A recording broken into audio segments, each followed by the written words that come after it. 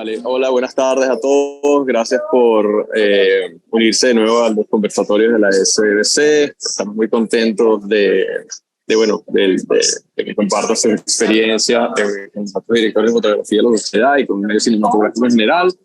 En esta oportunidad tenemos a dos grandes queridos de la SBC. Bueno, un long time querido como Carlos González, miembro acreditado de la SBC desde hace mucho tiempo, y tenemos a Karina, una gran profesional que se nos unió en corto tiempo, pero bueno, tenía una trayectoria, una carrera muy, muy importante a nivel internacional. Y bueno, nada, vamos a tener un conversatorio entre ellos dos acerca de su película No Man of God, que ha tenido muchos reconocimientos en festivales internacionales, inclusive Camera Match, si no estoy confundido.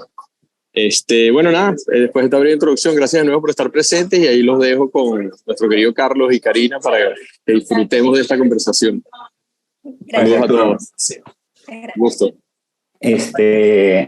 Bueno, yo creo que vamos a empezar un poco, porque ya Karina, como ha tenido una carrera, primero que es bastante joven para ser directora de fotografía, y eso siempre la gente les interesa mucho saber cómo se llega ahí, ¿no?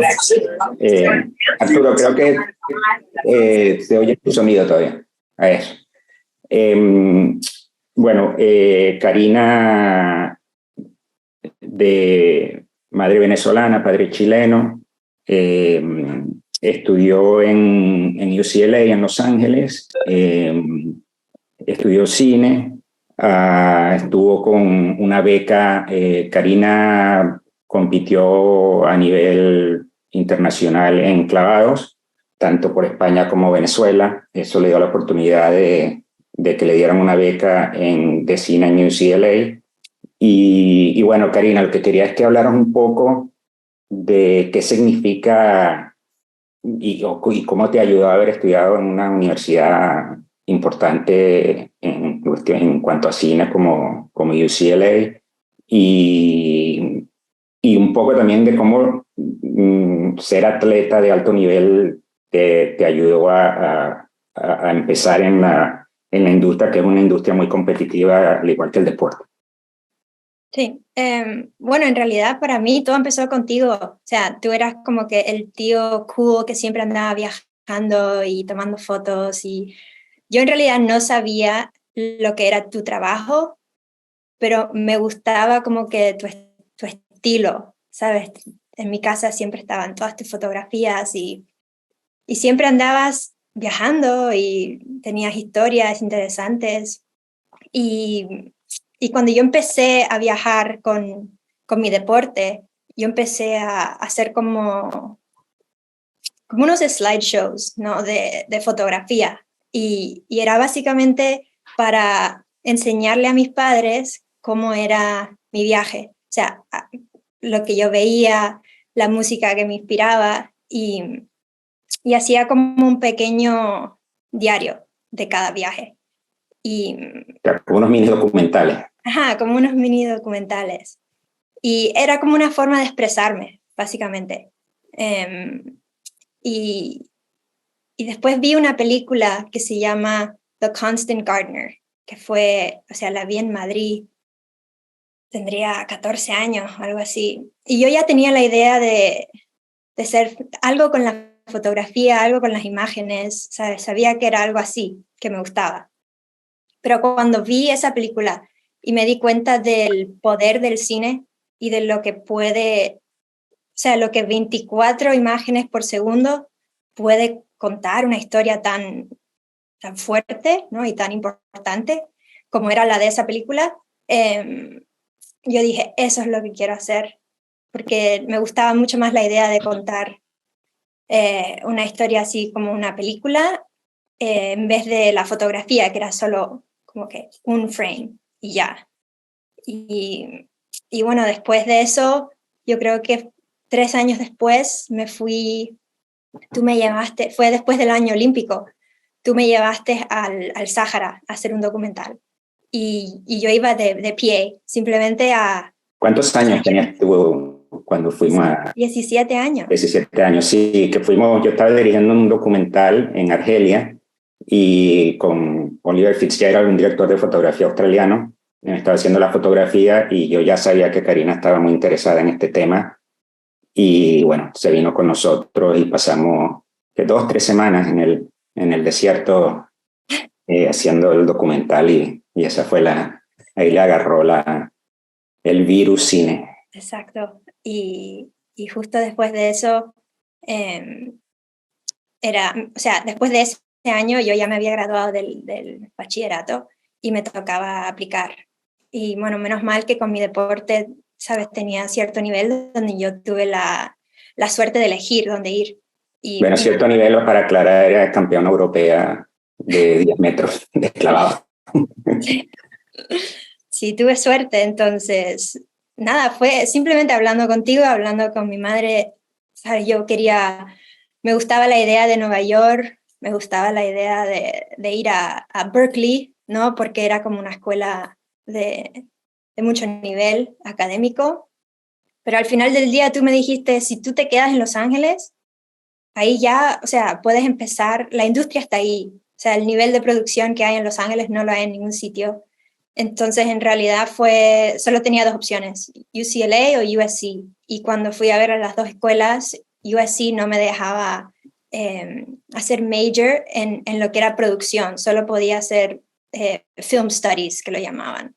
Y UCLA sí me dejó. Entonces, me fui por UCLA porque sabía que no solo podía estudiar lo que era la producción del cine, pero me podía concentrar en la cinematografía, que era lo que a mí me gustaba. Sí, USC es como más general en los estudios, sobre todo al General, principio.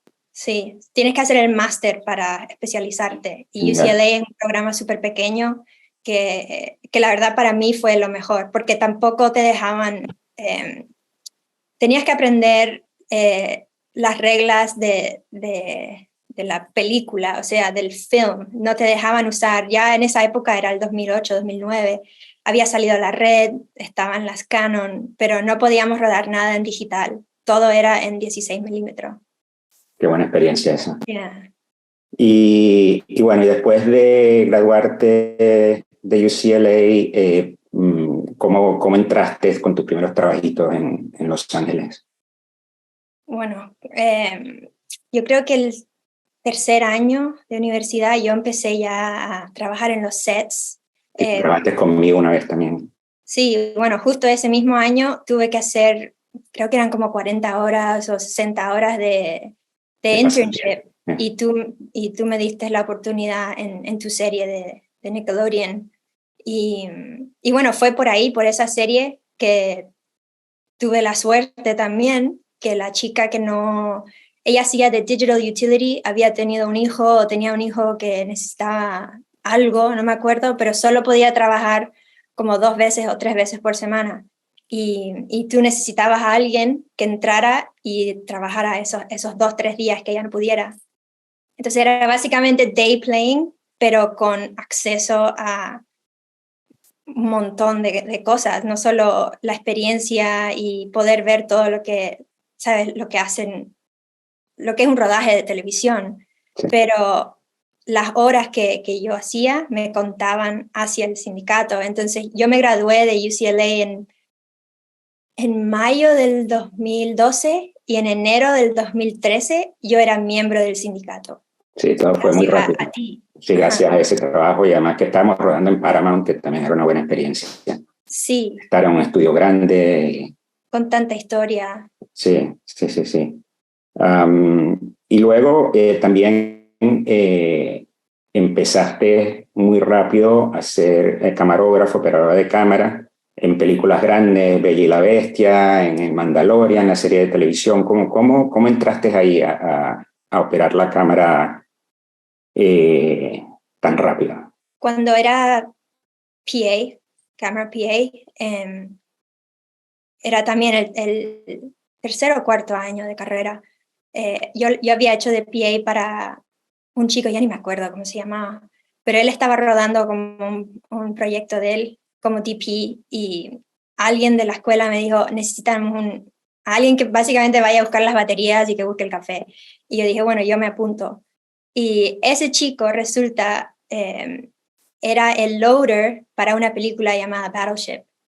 Y cuando terminamos el corto de él, él se fue a hacer esa película y le pidieron un camera PA. Y dijo, mira, justo yo acabo de trabajar con una chica que me cayó súper bien. Y me llegó la llamada y me preguntaron si quería ser camera PA de una peli de $200 millones. Y dije que sí. Entonces Por me supuesto. fui a San Diego. Me fui a San Diego y estuve ahí 3 semanas trabajando en los barcos esos, ¿no? Militares. Y el director era Peter Berg, el DP se llama Tobias Schliessler, y el First AC era Jimmy Jensen. Entonces, caí como en ese grupo. Caí en ese grupo y cuando conocí a Jimmy, le dije, mira, yo no sé qué tienes después de esto, pero me encantaría, ¿sabes?, seguir en este mundo. Y me dijo, bueno, si quieres, estamos prepping King Kong o algo así, ya ni me acuerdo lo que era. Pero una película enorme en Panavision.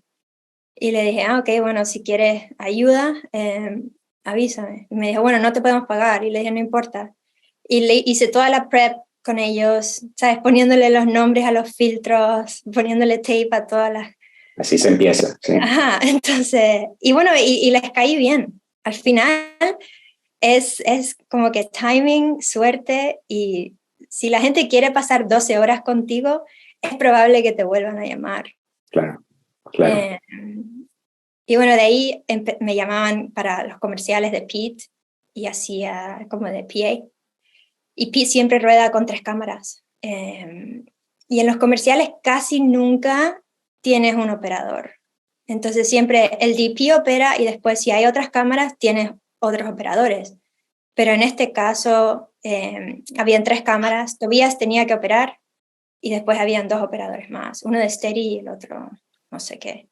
Y bueno, y era el comercial de The Voice, la primera temporada, que era como Cristina Aguilera, y bueno, un montón de músicos, que típicos los músicos que llegan tarde siempre, ¿no? 4 horas tarde, se creen que es un video musical. Y bueno, estaba un desastre el set, y todavía simplemente necesitabas ver las 3 cámaras. Y me dijo, tú, ponte la cámara en el hombro y apunta hacia allá.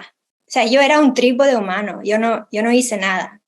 Y Pete entró al set y me ve y me dice, ¿tú qué haces con esa cámara en el hombro? Y yo, ¿sabes? Me quedé fría. Y dije, le dije, no, nada. Entra Tobias y dice, no, le dije que simplemente la aguantara. Y Pete es una persona que es o muy buena por las buenas, pero puede ser muy mala también por las malas. Entonces, si no le cae bien, igual te puede ir mal. Pone la cruz, ¿eh?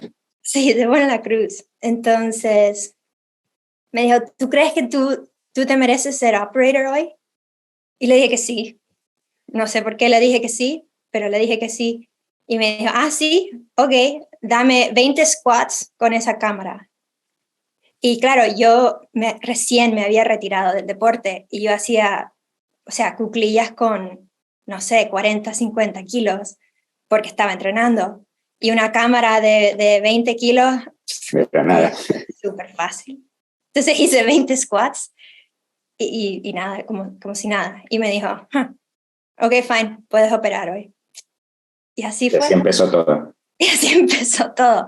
Así que otra vez por el deporte, ¿sabes? Pude... Y estar en el lugar adecuado, Exacto. el día adecuado. Sí. Ya, qué bueno. Bueno, yo creo que también donde cambió todo un poco fue cuando te ganaste aquí el sindicato de cámara da un premio todos los años, el Emerging Cinematographers Award, que es a los directores de foto emergente. Bueno, Karina ya hubo un venezolano, Eduardo Fierro, ganó el premio años antes que Karina, y Karina ganó el premio con un documental. Vamos a pasar el tráiler del documental ahora mismo, y luego Karina, que habla un poco de bueno, cómo la ayudó este premio a avanzar la carrera. Cuando quieras, Adrián.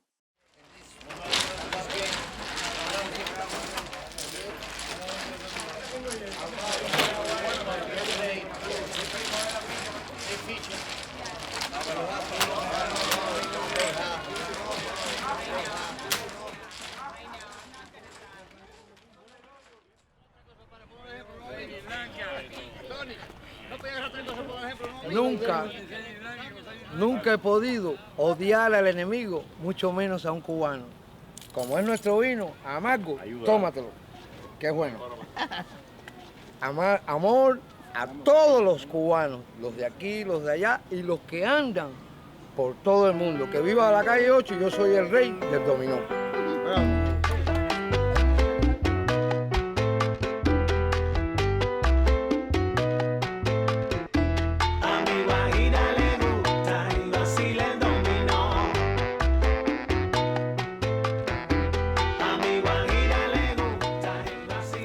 En Miami-Dade se reparte entre barrio y municipio. Esta era Pequeña Habana.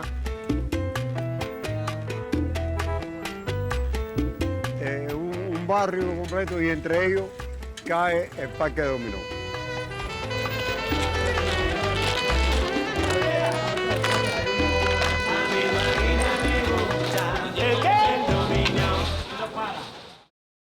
Bueno, háblanos un poco de qué significó haber ganado el premio y cómo te ayudó a abrir más puertas, inclusive aquí en la industria en Los Ángeles. Bueno, ese documental fue algo que yo tuve que... O sea, yo estaba ya un poco harta de hacerle los cortos a gente que tenían como malos guiones, malas ideas. Estaba un poco quemada, ¿no? De trabajar. Porque tú fuiste productora también de sí, este en ese, documental. O sea, simplemente yo puse todo el dinero, ¿sabes? Por eso fui productora, no por ninguna otra cosa. Pero yo ya estaba cansada, llevaba como 2-3 años de trabajar, ¿sabes? En music videos malísimos o cortos que nadie iba a ver. Y bueno, siempre aprendía algo, pero ya me sentía como que, ok, quiero hacer algo que a mí me gusta. Y bueno, yo nací en Miami y Miami siempre, y la cultura cubana siempre ha sido algo que tengo, ¿sabes? Muy, muy cercano a mi corazón y es algo que aprecio mucho. Y nunca había visto ningún otro sitio como el parque ese de Dominó, que es solamente para gente, creo que tienes que tener 65 años para poder ser miembro y casi todos son cubanos. Y bueno, dije, bueno, me encantaría hacer algo sobre esto, ¿no? Y no sabía lo que había. Entonces me llevé a una amiga y le dije, mira, tú diriges y yo te pago el pasaje y usamos mi 5D y a ver qué hacemos algo. Y justo salió esto, Doble 9.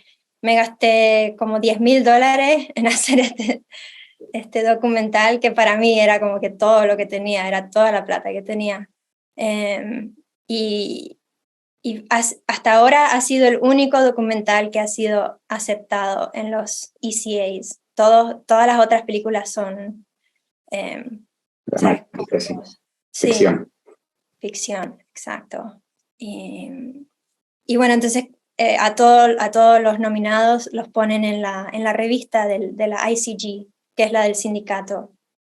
Y una revista que bueno, muchos conocen aquí seguro, porque entre la revista de American Cinematographer y estas son las dos revistas de cinematografía más importantes que hay. Exacto. Entonces, y como tienes que ser miembro del sindicato para aplicar, bueno, ponen a todos los nominados ahí.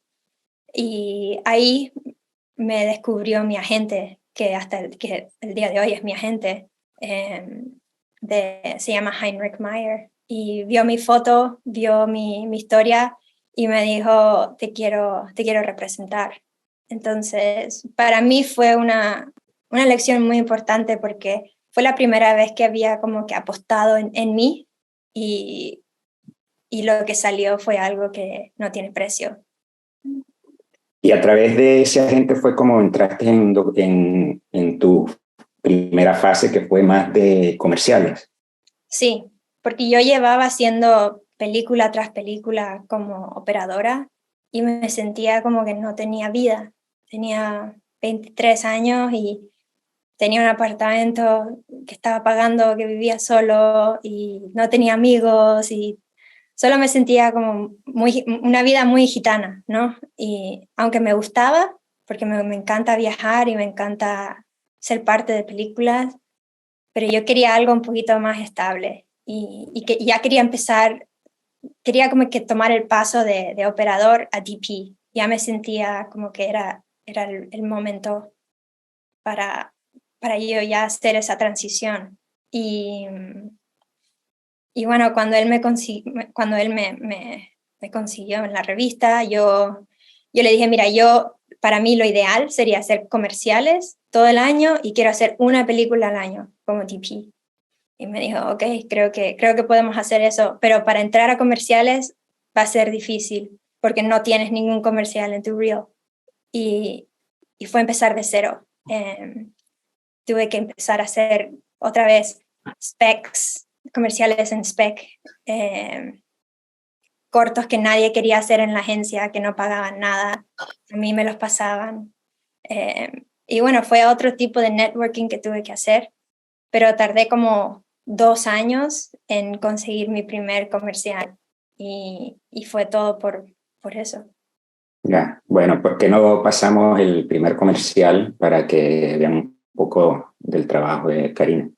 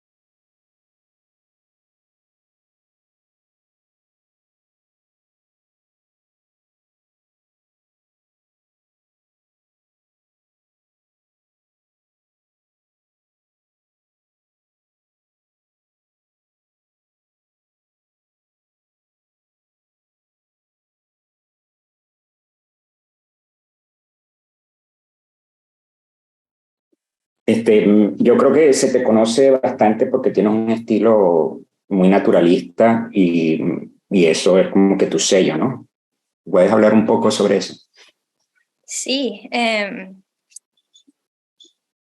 no sé cómo llegué a este punto, pero yo creo que mi estética, ¿no? Como cuando veo fotografía o cuando veo arte o cuando, ¿sabes? Las cosas que a mí me inspiran suelen ser como de ese estilo, cosas muy naturales. La luz casi siempre es motivada por el sol. Y también con mi experiencia en los documentales, desde el principio hasta contigo, siempre encontraba como que había como un freedom de tener ese tipo de estética. Porque tú utilizas muy pocas luces, ¿no? Muy pocas, sí. Para mí no hay nada mejor que el sol y un bounce, si es que. Pero claro, no siempre se puede. Pero sí, cuando yo miro alguna locación o algo, lo primero que miro es a ver cómo se puede hacer esto lo más natural posible. Con la luz natural. Sí, y bueno, sí, me encanta también la cámara en mano. También es una libertad que siento que puedo como que estar ahí presente con los actores, y cuando estás en un trípode o en un dolly o no tienes, es otra cosa. Sí, no es tan orgánico. Sí, sí, y no es ni bueno ni malo, sino como que mi comfort zone es eso, ¿sabes? Yo veo algo y lo primero que hago es coger la cámara en la mano y meterme. Entonces, eso para mí, y si ya los actores, ¿sabes? No hay nada mejor que un buen actor, sea la iluminación que sea, un buen guión, un buen actor, y después me pones una cámara en el hombro, o sea, yo soy feliz. Magia. Y un flare, ya está. Bueno, sí, como Arturo. A Arturo se lo acompaña el flare por todos lados. Bueno, vamos a pasar un último comercial y luego entramos ya con la película. Okay. The wheels on the bus go round and round, round and round, round and round. The wheels on the bus go round and round, all through the town. The babies on the bus go wah, wah, wah, wah, wah, wah, wah, wah, wah. The babies on the bus go why, oh, why, oh, why. New mummies on the bus go shh, shh, shh, shh. New mummies on the bus go shh. Mommy needs to sleep. New daddies on the bus go, I got this, I got this, I got this. New daddies on the bus go, I got this. Oh no, I do not got this. The toddlers on the bus go crash, crash, bang, crash, crash, bang, crash, crash, bang. The toddlers on the bus go crash, crash, bang. We're getting really stressed. The work on the bus makes it all worse, makes it all worse, makes it all worse. The work on the bus makes it all worse, and then we start to scream. The driver on the bus goes, there's no driver, there's no driver, there's no driver. The driver on the bus goes, there's no driver, we're headed for a cliff. The drivers on the bus are piling up, the dishes aren't done, the Wi-Fi sucks. The dog on the bus still needs a walk, and everyone's melting down. But then the tubby on the bus goes splish, splish, splash, splish, splish, splash, splish, splish, splash. The tubby on the bus goes splish, splish, splash, and cleans it all away. And we can make it through the day, and we love our lives this way. Good night. Bueno, otro ejemplo del estilo Karina. Sí, toda esa gente no eran actores. Igual que el de Toyota, esa chica no era actriz. Lo hizo muy bien. Sí, lo hizo muy bien. Era un correo de voz que era de su papá, que creo que vivía en Nigeria o algo así. Y bueno, todas estas familias son familias de verdad con niños en sus casas. Y o sea, a mí cuando me contratan en los comerciales, trato de no hacer solo este tipo de comercial, pero sí son la mayoría. Son momentos reales que capturamos, ¿no? Yo siempre ilumino desde afuera hacia adentro para que no haya ninguna restricción y que la gente no se sienta que están siendo, o sea, filmados, porque después no reaccionan igual, ¿no? Sí. Sí, para sí, no eso son lo profesionales, llevan. sobre todo, sí. Ajá, sí. Yo ahora mismo, o sea, estoy sudando. Imagínate una persona con un bebé de 8 meses llorando, o sea, no, olvídate. Entonces tratamos de ser como lo más low-key posible y esperar. ¿Sabes? Yo a veces 45 minutos con la cámara en la mano esperando que el bebé haga algo. Sí, sí. Y ya, así es cuando no hay guión. Ya. Bueno, muy bien. Bueno, vamos a entrar a el plato más fuerte, que es la película No Man of God. Bueno, hicimos toda esta introducción, yo creo que es importante para los miembros más jóvenes también, para ver cómo se crea una carrera, por decir algo, ¿no? De principio no a fin, porque está empezando todavía la carrera de Karina, pero cómo llegó a donde ha llegado muy rápidamente. Bueno, hasta este momento habías hecho comerciales, unos cortos, el documental. ¿Cómo surgió lo de la película? Que ya una película con Elijah Wood, más importante. ¿Cómo surgió todo eso? Bueno, la directora Amber Seeley, yo había hablado con ella como 2 años anterior de la película y era sobre un comercial. Ella iba a hacer un comercial de unos hoteles o algo así y bueno, al final no pasó nada. Creo que simplemente no hubieron fondos para hacer el comercial y it went away, como dicen, ¿no? Pero bueno, hablamos muchísimo, nos gustó mucho las ideas de las dos y bueno, fue como media hora que hablamos y lo pasamos bien. 2 años después sale esta película. Ella tendrían que haber rodado, ¿cuándo? ¿COVID fue en el 2020? El 20, creo que sí, en 2020. Bueno, esta película se iba a rodar en el 2019, pero después creo que había un problema de scheduling o no sé qué. La movieron para el 2020, iba a ser para marzo. Obviamente, en marzo del 2020 no iba a pasar nada. Estalló el COVID. Entonces el DP que tenían les dijo, mira, lo siento mucho, pero conmigo no cuenten. Entonces estaban con un guión listo, con locations, o sea, Elijah Wood, con todo listo, pero no tenían DP. Y en julio me llegó el guión. Me dijeron, mira, esto está aquí en la agencia por si te interesa. Era una película de 2 millones, tier 0, que lo llaman. Y con salario muy bajo. sí. Pero bueno, daba igual en realidad porque nadie estaba trabajando. Entonces, y yo con tal de hacer una película ¿sabes? Más grande de la anterior, que era una película que hice por $50,000, que se hizo lo que se pudo en esa película. Pero nada, este guión a mí me gustó cuando lo leí y bueno, pensé que tenía potencial. Entonces tuve que hacer un pitch prácticamente, porque a mí no me estaban considerando. Simplemente mi agente me dijo, esto está aquí, no hay mucho movimiento, a nadie le gusta, te lo pasamos a ti. Porque Sí. yo no era oficial en la agencia, yo era non-roster, que se llama. Entonces, a mí como que me llegan todos los trabajos que nadie quiere. Que más nadie quería.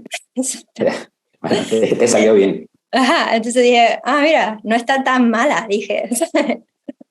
Ya. Porque los guiones que había leído, ¿sabes? Siempre, yo no sé por qué, pero no son tan buenos. Ya. Bueno, otra cosa que aunque cuando yo empecé no se hacía, pero que ahora es muy común, es que haces como un lookbook, un mood board, que es como presentas tus ideas al director, directora, productores de la película y bueno, que es como uno se vende, ¿no? a ellos. Vamos a pasar, Adrián, rápidamente el lookbook que hizo Karina para que la gente pueda ver un poco el proceso de cómo uno trata de ganar estos trabajos. Exacto. Sí, Karina, si quieres, puedes hablar un poco sobre el tema. Bueno, esta película, obviamente la historia de Ted Bundy se ha contado 1000 veces y siempre es de la perspectiva de Ted, ¿no? Del asesino. Y en este caso era del punto de vista del agente que se llama Bill Hagmaier, protagonizado por Elijah Wood. Entonces, eso era lo que más me gustó del guión, era como que otro punto de vista, ¿no? De una historia que hemos oído 1000 veces. Y bueno, a mí siempre me ha gustado todo lo que es como true crime. Entonces, y ya que era una película de época, ¿no? En los 80, pensé que había algo interesante, ¿no? Visualmente y muy diferente a lo que yo suelo hacer, que es cámara en mano, ¿sabes? Luz natural. Aquí, o sea, ni una ventana, es porque estamos en la cárcel siempre y bien oscuro todo. Sí, bueno, esto es lo que se hace, ¿no? Describes tus ideas en cuanto a iluminación, cámara, pones fotos de referencia y vas creando como el estilo visual que uno ve para la película, y con esto, bueno, es lo que se enseña a los productores y los directores. Sí, y de ahí te sale la entrevista. Si es que no sé, a veces no sale. A veces ven esto y dicen no. Sí. Otras veces lo mandas después, o sea, justo después, o se los enseñas durante la entrevista. Pero bueno, es algo que, como digo yo, como dije antes, cuando yo empecé esto no se hacía. Había una entrevista y si te llevabas bien, te salía el trabajo, y si no, no. Ahora hay que poner un poco más de trabajo y bueno, imagínense aquí en Los Ángeles, donde para cada trabajo hay mucha gente tratando de conseguirlo. Sí, y 1000 veces mejor que yo, entonces, Bueno, mejor no, pero con más experiencia. sí, bueno, de la... Eh, bueno, y entonces ya, bueno, te llamó porque Elijah Wood también era productor de la película, ¿no? Sí, O sea que él tuvo que ver esto y aprobarlo también. sí, sí, incluso cuando tuve dos meetings, 2 entrevistas, y en la segunda estaba Elijah como productor, y bueno, sí, fue un proceso. Uno de los productores no pensaba que yo tenía suficiente experiencia para hacer esta película, pero el otro productor, que se llama Daniel Noah, él le gustó mucho lo que yo, ¿sabes? De lo que yo hablaba y de mis ideas, y por él fue que me salió la película. Él peleó por mí. Ya.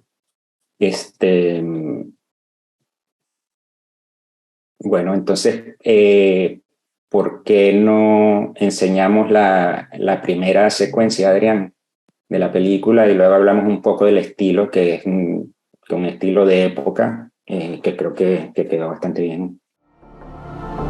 Bueno, esta fue una de las primeras secuencias de la película, prácticamente la introducción, ¿no? Si quieres hablar un poco sobre el estilo, cómo trabajaste con la directora para llegar al estilo que le dieron a la película. Sí, bueno, queríamos, o sea, la película era de época de los 80 y queríamos que tuviera como esa estética. ¿Sabes? Las luces de fluorescentes, de oficina, medias verdosas, el color de las paredes, todo tenía que tener como que un vibe de los 80. Y bueno, siempre nos gustó la idea de tener la cámara bien estática y la cámara solo se iba a mover o sea, era solo, el movimiento de cámara era motivado por el blocking, por el movimiento de los actores. Y bueno, algo que nos gustaba mucho era también la idea de armar la tensión en cada escena. En estas primeras escenas, la tensión es bastante baja. No hay, o sea, todo el mundo se está conociendo. Este chico es un novato, es un agente novato que no tiene mucha experiencia, pero que le gusta la idea de poder entrevistar a Bundy para ver si le saca algo, ¿no?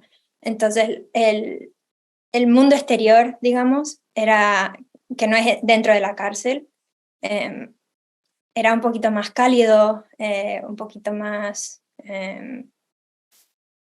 como neutro, ¿no? Y después, una vez que ya la mayor parte de la película pasa dentro de la cárcel, cuando Bundy y Hagmaier se están entrevistando, y ahí es donde se ve la diferencia y se ve como el arc que tratamos de armar para la película visualmente. Ya, bueno, vamos ahora a pasar la primera escena en la cárcel, que es cuando Hagmaier conoce a Ted Bundy. Bueno, ¿quieres hablar un poco de esta escena y de la progresión? Porque hablamos un poco de esto, que hay una progresión en todas las entrevistas que hace Hagmaier hasta el final. Y bueno, hay una idea que utilizaron. Sí, queríamos que la progresión fuese algo que no tanto que la gente notara, pero que sintiera. O sea, en la primera entrevista como esta, usamos lentes angulares bien cercanos a los actores. La iluminación es un poquito más, hay como más luz, diría, en la cárcel. Y creo que hay como 4 o 5 entrevistas, y cada entrevista el cuarto se pone un poquito más oscuro, un poquito más oscuro, un poquito más oscuro, y después usamos lentes un poquito más, ¿cómo es que se decía? Largos. Más largos, igual. Comprimiendo el espacio entre el actor y el fondo. también con Bundy decidimos no iluminarle los ojos, ¿no? Un homenaje al padrino, a Gordon Willis, ¿no? Mantener ese aspecto de misterio, ¿no? No queríamos darle mucho a él. Al contrario de Elijah, a la gente Bill Hagmaier, a él sí le dábamos, ¿no? Más luz en la cara. También en la primera entrevista la cámara no se mueve, muy estática, mucha tensión en lo que es el framing. Y bueno, en la segunda, tercera y cuarta entrevista, la cámara se va moviendo poco a poco, un poquito más cada vez. Y ya en la última entrevista, estamos ya con lentes súper largos, extreme close-ups, y la cámara vuelve a no moverse. Y es básicamente o sea, el tema de las conversaciones, la evolución de las conversaciones entre ellos dos, refleja lo que es el movimiento de cámara y la iluminación. Cada vez es un poquito más oscuro, un poquito más intenso. Bueno, ¿por qué no pasamos la última secuencia? Bueno, creo que se nota muy bien ahí la idea que tenían y cómo... luego la película fue invitada a Camerimage.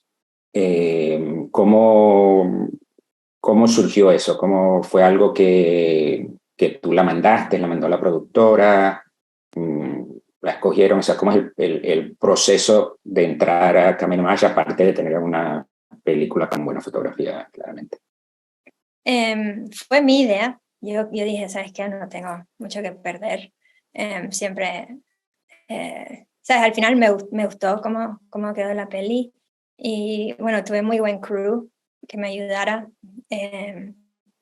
Entonces dije, bueno, ¿por qué no? La película había... fue Tribeca. Sí, creo que abrió en Tribeca el mismo año. Entonces dije, bueno, si le está yendo bien así, a lo mejor entra a Camerimage. Y Camerimage tiene una categoría que es para como DPs, o sea, creo que se llama como Cinematographer's Debut, que es solo para directores de fotografía que han hecho menos de 2 películas. Entonces dije, mira, ¿sabes? En vez de meterla con Dune, dije, no, mejor la meto en la categoría esta. Y bueno, y tuve suerte, fue nominada. Y no pude ir por COVID, pero fue bien. ¿Y cómo fue? ¿Tuvo alguien ahí que la pudo ver? ¿Tuviste Sí, algo? fue todo por Zoom. Yo hice una entrevista por Zoom. No había mucha gente, ¿sabes? Ese año no viajó mucha gente. Claro. Pero sí, hubieron como 2 o 3 screenings y después de cada screening yo hacía una entrevista y contestaba preguntas y cosas. Bueno, ¿y eso crees que te ha ayudado de alguna manera? Si soy sincera, no. Pero cuando alguien habla contigo sobre lo que es la cinematografía y la gente que sabe de cinematografía y conocen el festival, ahí sí, ¿no? Porque sí es como... Sí, es reconocido. Es un honor, sí, ¿no? Totalmente. Pero no todo el mundo... Sí, hay gente que ni sabe qué es Camerimage. Exactamente. Sí. Entonces, bueno, es triste, pero es la realidad. Pero queda bonito en el currículum. Exacto, sí.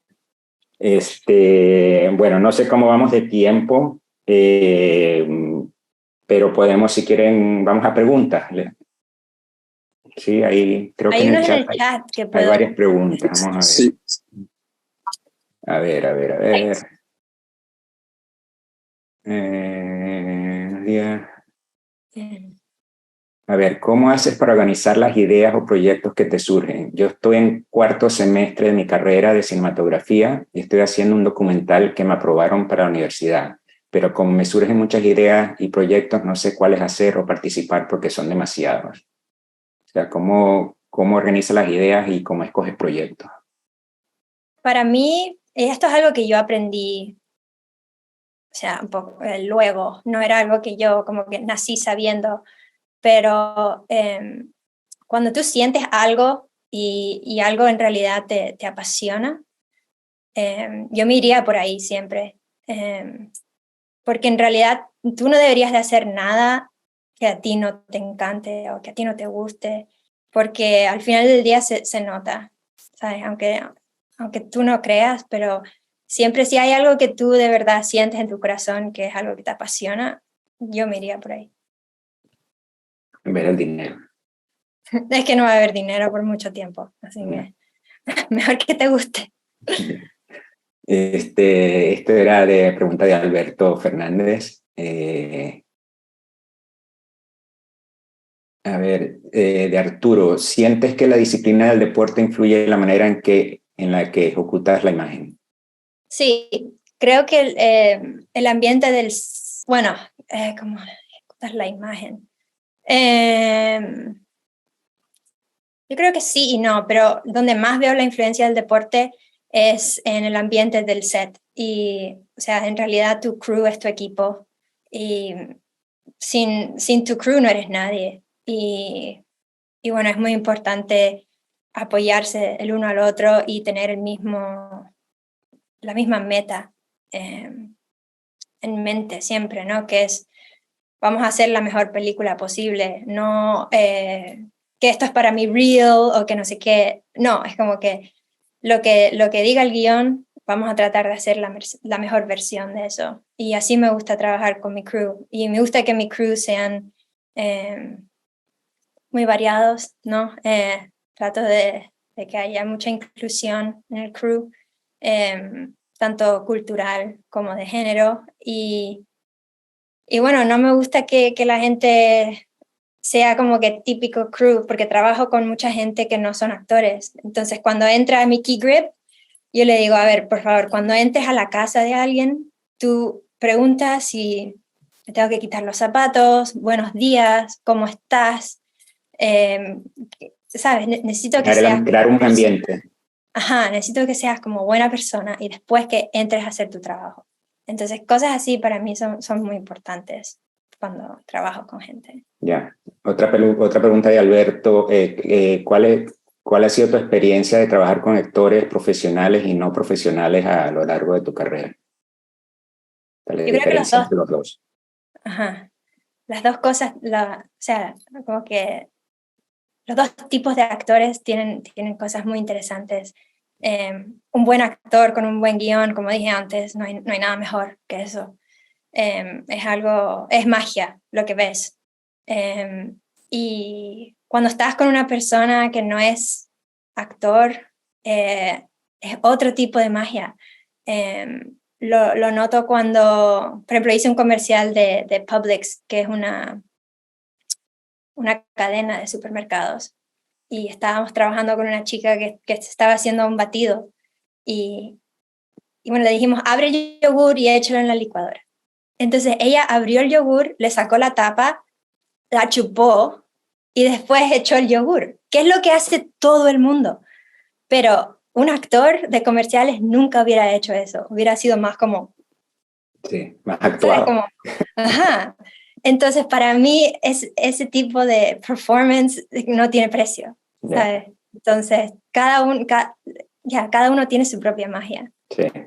Cuando se olvidan que hay cámaras. Claro. Porque hasta ese punto son como sí. Un poco... Yeah. Bueno, Ricardo Matamoros, expresidente de la SBC, te da las gracias por compartir tu experiencia con nosotros. Gracias. Pregunta de Gerard, ¿estás trabajando en algún nuevo proyecto de largo del que puedas hablar? Bueno, acabo de rodar un largo en Nueva York, entre Nueva York y New Jersey, pero no fue bien, pero no sé, aún estamos en la etapa de edición y no sé mucho de cómo va la peli, pero creo que en varios meses ya tendremos por lo menos un rough cut y bueno, podré comentar un poco más. ¿Fue buena experiencia? Fue buena experiencia, sí. Una película muy diferente a No Man of God. Era una película de amor así que de dos personas que se enamoran. Yeah. Así que bueno, ya veremos. Yeah. Otra cosa que yo creo que es importante es tratar de tener un currículum variado, ¿no? No siempre, porque si no siempre te contratan a hacer películas de terror, o películas de amor, o comedia, dramas, y pues poder mezclar todo un poco yo creo que es lo ideal. Sí, es súper importante para mí también. Yo cuando hice No Man of God solo me llegaban guiones de terror o de asesinos o de... Entonces después cuando hice esta que fue de amor, solo me llegan comedias románticas o... Entonces uno tiene que simplemente como que romper eso cada vez, tratar de no caer en la misma cosa siempre. Sí. No, yo creo que también lo bueno es que como trabajan también en comerciales, económicamente puedes darte el lujo de decirle no a una película porque sabes que ahí están los comerciales, ¿no? Y esperar que te llegue la película correcta, ¿no? Sí, sí. Yeah. Pregunta de Gerard, ¿siempre operas cámara cuando eres DP? ¿Dejarías de operar cámara? Nunca. A mí me encanta operar. Y creo que como opero yo, no opera nadie. Y eso es algo que, obviamente, es algo que yo siento nada más. Pero yo soy chiquita, yo mido 1,64 m, peso 50 kilos. Y me puedo meter en lugares que la gente no se puede meter. Y bueno, siempre ando buscando el frame, ¿no? Yo siempre es como una mesa de billar. Le tienes que dar toda la vuelta para ver dónde estás, dónde tienes el mejor shot, ¿no? ¿Qué dicen? Y bueno, no todo el mundo está dispuesto a hacer eso. Entonces a mí me encanta operar y me encanta tener un operador mejor que yo en mi equipo, ¿no? Como lo tuve en No Man of God, que tenía a mi tío como A-camera. Y si no hubiera sido por él, yo creo que estaríamos rodando todavía. Así que... ¿Qué te iba a decir? Una pregunta de Ricardo, otra pregunta que me salté. Quería preguntarte sobre el lot que prepararon para la película, y si podrías hablar un poco sobre el lot de No Man of God. Yeah, el lot fue diseñado por Stefan Sonnenfeld en Company 3 y bueno, habíamos hecho todos los trámites para seguir con Company 3, pero al final la productora me jodió un poco con eso porque habían hecho, no sé, que tenían un contrato de no sé cuántas películas con otra gente de post y tuvimos que hacer el post con otra persona que ya ni me acuerdo cómo se llamaba. Pero sí, el lot fue con Company 3, pero al final el DI fue con, no sé, ni me acuerdo. ¿Y cómo fue el proceso de crear el lot con el colorista? Yo estudié mucho la fotografía de Bundy, todas las fotografías de la época de los 80 en las cárceles, en la cárcel específica de Florida, que fue donde nosotros queríamos, o sea, donde filmamos, ¿no? Y también estudié mucho la fotografía de, no sé si ustedes se acuerdan, pero en Estados Unidos había una tienda que se llamaba Sears y hacían... En Venezuela también había, sí. Sí, hacían retratos de gente, ¿no? Sí. Y eran malísimos, pero siempre tenían como una luz así de fondo, ¿no? Y había algo de eso que me gustaba.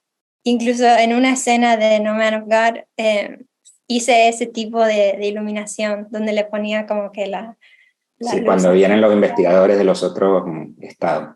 Ajá, exacto. Y eso fue inspirado por eso, ¿no? Por la época de los 80. Obviamente lo hice un poco mejor que Sears, pero de ahí vino esa idea. Ya. A ver, si puedes hablar un poco más sobre tu experiencia, tu relación con el DIT y el colorista. Bueno, mi DIT es un muy buen amigo mío. Lleva trabajando conmigo desde mi primera peli. Y él es una persona que tiene muy buen gusto y que ya después de trabajar juntos casi 10 años, él ya sabe, ¿no? Yo antes de rodar, durante la prep, hablo con él, le enseño mis referencias jugamos con el LUT y bueno, cada vez que puedo trabajar con Nick es una cosa menos en la que tengo que pensar. Entonces, él como que sabe lo que quiero y siempre me está protegiendo, porque como me gusta operar, no puedo estar siempre en los monitores. Entonces, él tiene los ojos en las dos cámaras y siempre está mirando. Sí, bueno, con el diafragma y todo, ¿no? Sí. Sí, Nick es muy bueno. Sí. Yo creo que también eso habla de la importancia de tener un buen equipo constante, y yo creo que la gente siga trabajando contigo, creo que también tiene que ver en la manera en que tú tratas a la gente, ¿no? Crear una atmósfera familiar, de buen rollo. Y sí. porque yo tengo, no sabes, yo tengo la misma gente, llevo 25 años con el mismo equipo prácticamente. Exacto. Y no tiene precio, de verdad. No. Gerard quiere saber qué cámara y qué óptica usaste. Usamos la Alexa Mini con los Cooke S4 y usamos Black Satin Diffusion de 1/8 y 1/4. Una pregunta de Adrián. ¿Cómo te apoderas del set con actores de la talla de Elijah Wood de forma que puedas moverte libremente en el espacio buscando el mejor shot? Si en medio de la escena quieres hacer un ajuste o sientes que debes cambiar el lente, etcétera. Yo siempre le doy preferencia a los actores. Creo que lo que ellos hacen es algo como que lo más difícil. Yo nunca podría hacer lo que hacen ellos y lo que tienen que hacer diariamente para, no sé, el trabajo ese que hacen. Yo no, te lo juro que no sé ni cómo lo hacen. Tengo tanto respeto por los actores y lo último que quiero es como que interrumpir su proceso por un lente. A nadie le importa al final que si la iluminación estuvo así o asá, que la cámara no se movió, si se movió, o que el lente estuvo así. Para mí, trato de no hacer nada cuando estamos rodando con actores, ya sean del calibre de Elijah Wood o sea una mamá con un niño de 6 meses. Trato de tener mucha consideración y respeto por el proceso de los actores y todos los ajustes que hago, los hago entre medio. Y si hay algo que de verdad necesito cambiar, espero. Y le digo a la directora o la script supervisor, así como, mira, esa toma para mí no funciona. Necesito otra. Sí. Sí, no, y muchas veces uno ve en una película que sale un primer plano que está fuera de foco y dice, ¿por qué usaron eso? Y bueno, porque era la mejor actuación, ¿sabes? Y siempre uno se va por ahí. Y eso es lo que cuenta, ¿no? Exactamente. Sí. Pregunta de Gerard Rodríguez. Según tu experiencia, ¿cuáles son los aspectos positivos y los negativos de trabajar con un agente? Yo tengo mucha suerte. A mí me caen muy bien mis agentes y la verdad es que, o sea, dan la vida por mí y son mis fans número 1. Pero he oído de agentes que no es el caso. Tener un agente a mí me cambió la vida y bueno, me han ayudado a llegar donde quiero estar, ¿no? Que es hacer comerciales y hacer un largo al año. Y bueno, sin ellos no, ni sé lo que estaría haciendo. Y yo creo que también, por lo menos aquí, es necesario, ¿no? Aquí es como que si no tienes un agente, no tienes nivel. No hay esa percepción que claramente no es cierto, pero así lo ven, ¿no? Piensan que nadie te quiere, ¿no? Si no tienes agente, porque nadie te quiere. Sí. Bueno, que ya nos pasamos de la hora. A ver, otra pregunta, perfecto. de Horacio Martínez. Gusto escucharte. El uso del LUT entre las distintas locaciones y distintos escenarios o planos de iluminación y estética, ¿cómo preparan dichos LUTs? ¿Tenían distintos LUTs, por ejemplo, para el mundo exterior cálido versus el mundo interior más frío y azulado? Y otra pregunta, ¿cuánto tomaste en cuenta el 709 de la cámara con el LUT que preparaste? O sea, si lo tuviste de base. Ajá. Nuestra base, bueno, nosotros rodamos en Log-C, la base es Log-C, y a mí no me gusta tener diferentes LUTs, me gusta tenerlo entre más sencillo mejor. Un LUT y que sea como que el nivel de contraste, saturación, etcétera, que tenga el mundo entero, y después Nick, mi DIT, se encarga de hacer los ajustes en el live grade. Pero a mí me gusta solo tener un LUT, 2 Sí, máximo, pero sí. no me gusta estar cambiando. Yo soy igual, es como en los tiempos de cine, que habían 2, 3 diferentes negativos y ya está. Y eso es lo que utilizabas y el resto lo hacías con la iluminación, con los filtros. Pero bueno, en digital todo ha cambiado mucho, ¿no? Sí, todo en cámara lo más posible. Sí. Dicen, ¿dónde podemos ver la película? Está en Netflix, ¿no? Creo que está en Amazon. O Amazon. Ya, Juan Amaya dice que está en Netflix. Pero yo creo que también depende del país. A veces en un país está en Netflix, en otro está en Amazon.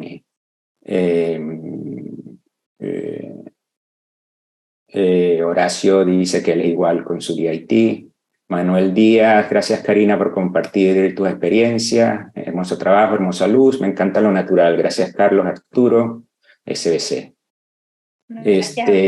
Una última preguntita que voy a hacer yo antes de terminar es ¿cómo ves tú ahora mismo la industria para las directoras de fotografía? Que cuando yo empecé habían 2, ¿sabes? Nancy Schreiber, Tammy Reiter y para de contar.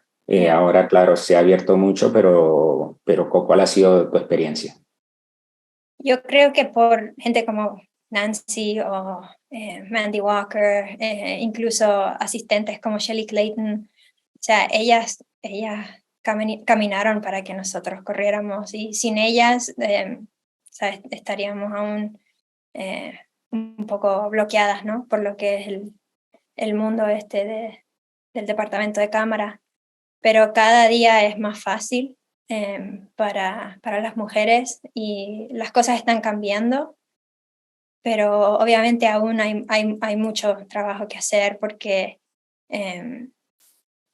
yo no lo siento tanto porque estoy en un momento donde ser latina, ser mujer es algo que a la gente le gusta, ¿no? Está como de moda.